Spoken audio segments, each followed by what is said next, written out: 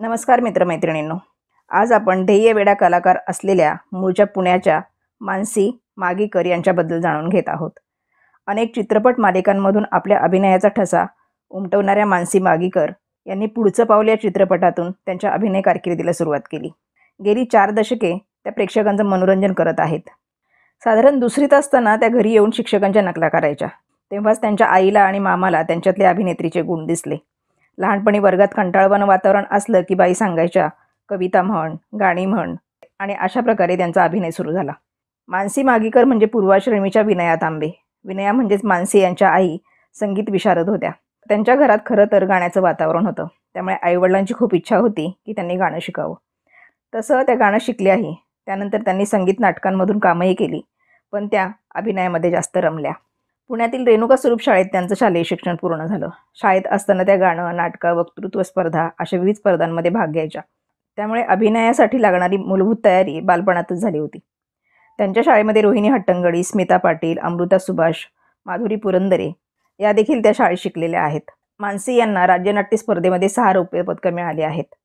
मानसी यांनी खूप स्ट्रगल केलेलं आहे. गाणं, नोकरी, अभिनय स्पर्धा अशी तारेवरची कसरत अशी त्यांची वाटचाल झालेली आहे.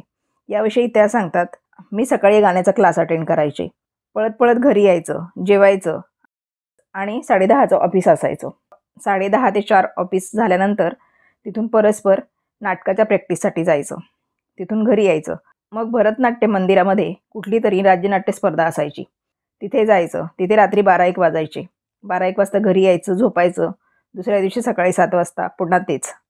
मंडळी, आपल्याला कलाकारांचं ग्लॅमरिंग दिसतं, त्यांचा झगमगाट दिसतो, त्यांची प्रसिद्धी दिसते, पण त्यामागचं त्यांचं स्ट्रगल खूप असतं हे बऱ्याच जणांना माहीत नसतं. मानसी यांनी गोट्या मालिकेमध्ये एक महत्त्वपूर्ण भूमिका निभावलेली आहे. गोट्या या मालिकेतील त्यांच्या भूमिकेसाठी जयश्री गडकर आणि सुलोचना यांनी खूप कौतुक केलं. जयश्री गडकर म्हणाल्या, मला तुझा खूप हेवा वाटतो. मला ही मालिका मिळाली असती तर आनंद झाला असता.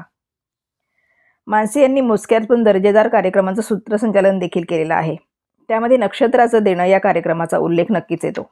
कविता, गाणं, अभिनय या आवडी जोपासत असताना मानसी यांना स्वयंपाक करायला खूप आवडतो. त्या म्हणतात, मला स्वतःला खाण्याची खूप आवड आहे आणि करून घालण्याची पण आवड आहे. मंडळी, तुम्हाला माहीत आहे का, झगमगाटाच्या या दुनियेतील साध्या सिंपल अभिनेत्रीने PhD केलेलं आहे. म्हणून त्या डॉक्टर मानसी मागेकर आहेत. मानसी म्हणतात, प्रसिद्धी, पैसा या क्षणिक गोष्टी आहे. त्यात अडकून न राहता कलेवर काम करावं. आपण आपल्या क्षेत्रात जास्तीत जास्त चांगलं काम कसं करता येईल याकडे लक्ष द्यावं.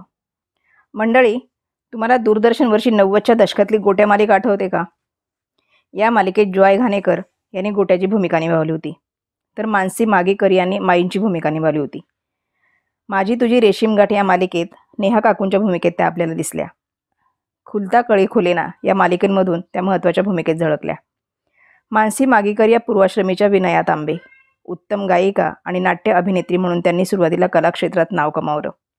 बालनाट्य, एकांकिका, नाट्यस्पर्धा साकारत असताना व्यावसायिक नाटकातून त्या पुढे आल्या. पुढचं पाऊल या चित्रपटात एकाच या जन्मी जणू फिरुनी नवी जन्मेन मी या गाण्यामुळे मानसी मागीकर खूप लोकप्रिय झाल्या. या चित्रपटाचे दिग्दर्शक राजदत्त यांनीच मानसी मागीकर यांना गोट्या मालिकेमध्ये माईंची भूमिका देऊ केली. या मालिकेच्या काही खास आठवणी सांगत असताना मानसी मागीकर म्हणतात, मालिकेचं शूटिंग मढला झालं होतं. सुतारवाडीच्या कोपऱ्यावर एक जुनी बिल्डिंग होती. तिथे कोकणाची वाडी वाटावी असंच वातावरण होतं. गोट्या हा अनाथ मुलगा होता. त्याचे काका काकू त्याला खूप छळायचे. माई त्याला आपल्या मुलाप्रमाणे वाढवतात. ही मालिका आठवड्यात एकदाच टीव्हीवर दिसायची. मालिका 13 भागांची पटीत वाढवून मिळायची असं मागीकर सांगतात. प्रेक्षकांचा प्रतिसाद पाहून 26 भागापर्यंत मालिका वाढवली. त्यानंतर 39 भाग वाढवण्यात आले. मात्र 33व्या एपिसोडला राजदत्त यांनी सांगितलं की आता आणखी पाणी घालणं शक्य नाही. आत्ताच्या मालिका पाहिल्यानंतर वाटतं की आत्ताचे प्रोड्युसर असं उत्तर देतील का?